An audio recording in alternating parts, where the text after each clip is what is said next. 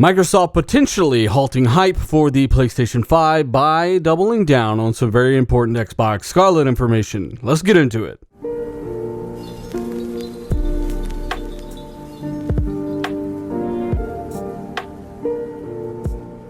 What is happening, guys? Dilla here, back again with yet another video, playing a little bit of Halo Wars 2 as we talk about Xbox Project Scarlett, because yet again something interesting has happened. Now, as you all very well may know, Sony revealed a lot more information about the PlayStation 5 yesterday. That's October 8th, 2019. Among things confirmed, Sony have finally confirmed hardware accelerated ray tracing like Xbox's Project Scarlett. They've detailed that DualShock 5 will in fact have rumble triggers just like the Xbox One. They confirmed that next generation games will come on 100GB Blu-ray discs, new UI facelift, and more. Well, long story short, Sony got a lot of press and buzz yesterday. And when you know it, something just so happened to leak, quote unquote, from the Microsoft camp. Now, I want to stress the importance of the source on this leak, quote unquote, because the guy that leaked this also leaked the Obsidian acquisition by Microsoft, as well as a lot of the early Gears 5 information and so much more. And we are, of course, speaking of Klobrille. Now, Klobrille happened to release the official description for Xbox's Project Scarlett, this being on the day that PlayStation 5 news is dropping like crazy. Coincidence? I'm not so sure. In fact, it's very possible that somebody from Microsoft sent it to him. So now that the preface is out of the way, Klobrille does say that this is the official Project Scarlett description. The description says, Project Scarlett will set a new bar for console power, speed, and performance, arriving holiday 2020 alongside Halo Infinite with a custom designed AMD processor, high bandwidth G6 memory, and a next generation solid state drive. Project Scarlett will give developers the power they need to bring their creative vision to life.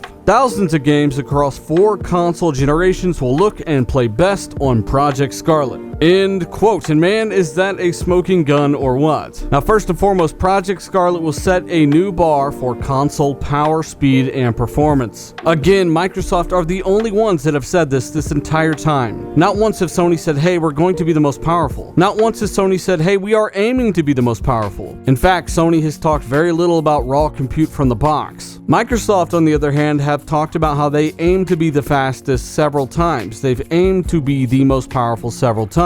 They've talked about the fact that they're not building Project Scarlett to be second place when it comes to power. They do it again in this official description for the console. Project Scarlett will set a new bar for console power, meaning the bar has been raised, there is nothing else that will match it. Something I like hearing as a consumer. I want more performance for my money. They also do confirm, yet again, holiday 2020 release date with Halo Infinite. That is a bit of a dig, I would say. If you haven't noticed, Sony have confirmed 0 titles for their PlayStation 5 launch, whereas Xbox have done so with Halo Infinite. So you know you are getting at least 1 launch title with this thing. The PlayStation 5 has not done this so far. Yes, both systems will get patches for existing games like GT Sport and, of course, games like Gears 5 perhaps on the Xbox Scarlett. Yes, those games will get patched up. But in terms of games launching day and date to really kind of showcase the capability, Microsoft are the only ones to announce a launch game for their next generation system. Now, that could change. It could get delayed, but as of right now, that is the plan. They also talk about the custom processor and the very fast memory. And again, SSD is a big one for everything we've heard about both of these consoles. Of course, they reconfirm that here. And there's one final dig here at the bottom, what I consider to be a dig. Thousands of games across